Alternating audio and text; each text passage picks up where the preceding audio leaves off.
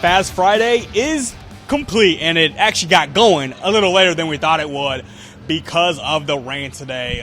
It rained until about 11:30, close to noon, and it caused a 2-hour delay. We didn't start till 2, and there was one less hour on track than we thought, ending at 7 p.m., and that caused less speed throughout the day, just because I think most teams wanted to preserve their cars and not even have to worry about what would happen in these conditions with how quick the track would have been if you're going at full speed. So through 3 days, no wrecks still so far this weekend, heading into qualifying. And on qualifying, rain will be a topic of discussion again tomorrow morning. Doesn't look great. It looks like we will get rain at least from 1 to 4, maybe even longer than that from 12 to 5. Qualifying, the first round of it at least, is supposed to go from 11 o'clock to 5:50 p.m.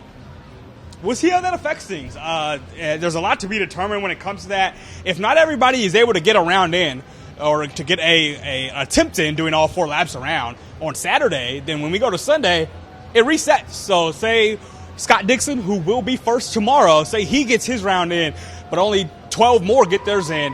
Whatever Scott Dixon does tomorrow morning would not count, and he would have to do it again, and so would everybody else with the reorganized schedule on Sunday. So that's a lot to think about, a lot going on here, but it could be all a wash basically tomorrow, both literally and physically here at IMS. Well, we got to talk to a few different teams this morning. Team Penske was one of them. Chip Ganassi Racing was one of them. RLL was the third.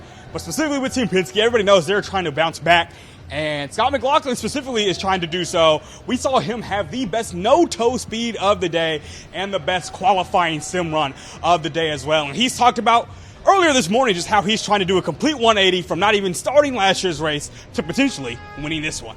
Yeah, I mean, I guess I got an opportunity to go from zero to hero in some ways, but look, I think I've got an equal opportunity to win this race just like I did last year. It's just circumstances that happen, but you know, I'm very focused on what we need out of the race car right now and just trying to work towards getting through qualifying here. And then, you know, I feel like our race car is pretty decent, and just trying to focus on the little details that'll help. But, you know, you just got to set yourself up for that final stint and hopefully put ourselves there. And I feel like I've got the experience that, you know, I can sort of do it. But it's gonna be tough as always. It's close as ever, and it's anyone's race in some ways.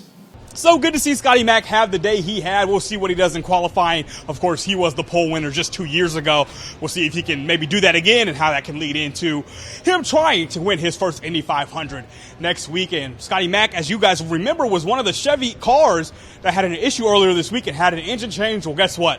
Another one happened today. This time, Santino Ferrucci, who pilots the number 14 AJ Foyt Racing Chevrolet, and it is not looking great for Chevy. They said they're looking into the problems, but they still haven't really been able to find out what the issue is.